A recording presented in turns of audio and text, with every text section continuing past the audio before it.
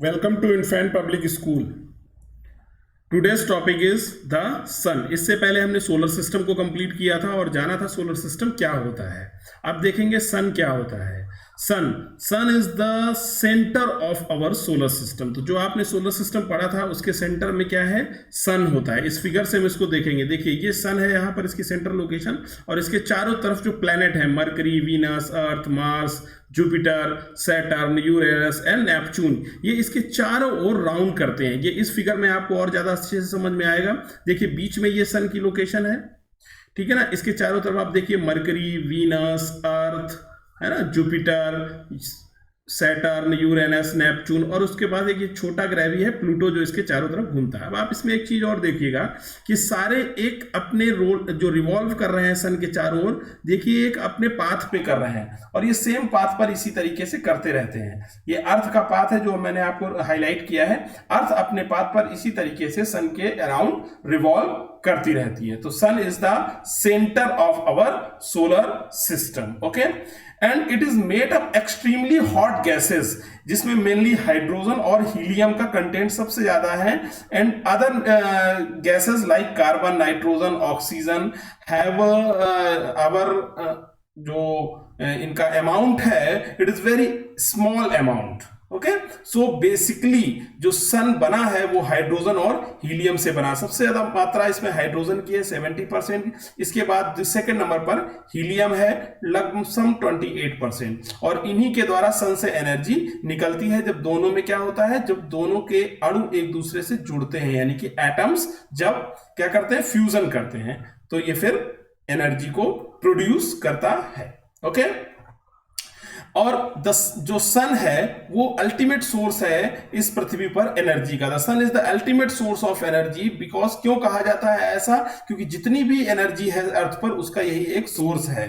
इसमें हम एक चीज देख सकते हैं, जैसे जो प्लांट अपना भोजन बनाते हैं, फूड तैयार करते हैं, वो किसकी मदद से करते हैं, सनलाइट की मदद से करते हैं.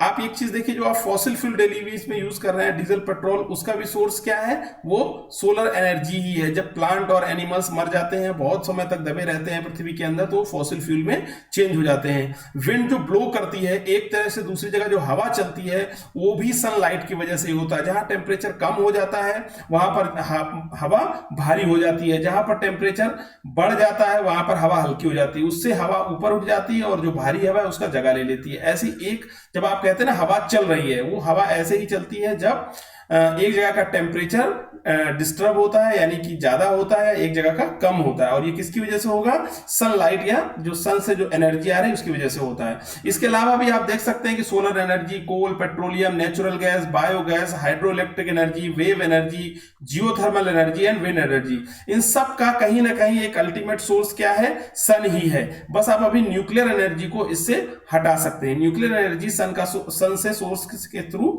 ये तैयार नहीं होता है. बाकी सोलर, कोल, हाइड्रोलिक, वेव, जियोथर्मल, विंड सब इसी से तैयार होता है.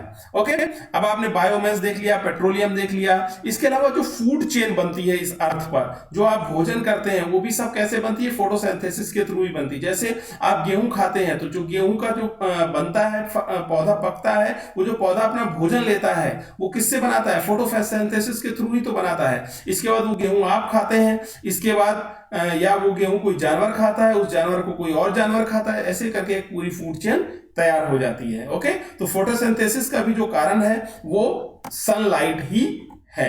इसके बाद आप देखिएगा रेन की भी जो रेन का कारण है वो भी सनलाइट ही है. क्यों, क्योंकि सनलाइट की वजह से ही वाटर इवेपोरेट होता है, ऊपर जाता है और ये बादल बना लेता है. बादल फिर बारिश कर देते हैं. उनमें जब जो पानी वो इवेपोरेट होकर नीचे से ऊपर जाता है, और जब बादल उनको रखने की क्षमता छोड़ देते हैं या रखने की क्षमता उनकी खत्म हो जाती है, तो फिर जो उनकी होल्डिंग कैपेसिटी जब वो लूज कर देते हैं, तो वही पानी बूंदों के रूप में नीचे नीचे आ जाता है. और उसका अल्टीमेट कारण क्या है, इवोपरेशन. और इवोपरेशन का कारण क्या है, सनलाइट. इसी तरह विंड एनर्जी और वेव एनर्जी भी इसके को प्रोडक्ट है और इसका एक फिनोमिना है. So that's why the sun is the main source of the energy on the अर्थ.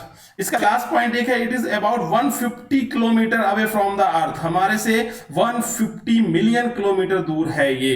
तो इसको अगर हम देखिए, आप देखिए पैदल अगर हम जाएंगे तो लगभग कितना समय लगेगा, 2600 साल लगेंगे.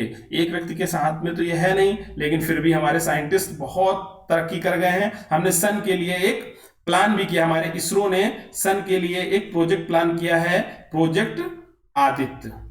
ओके, ये शायद 2024 में सन पे अपना एक मिशन भेजेंगे। ओके, तो इतनी दूरी पे हमारा मिशन, हम मिशन भेजने के लायक हो गए। आपको पता है हमने मंगल ग्रह पर भी अपना मिशन भेजा है, मॉम। ओके, इसके बाद हमने चंद्रमा पर भी भेजा, चंद्रयान 1, चंद्रयान 2। ऐसे ही अब हम सन पर भी जा रहे हैं, वीनस की मार्स के लिए हमने तैयारी भेज चुके हैं, जुपिटर के लिए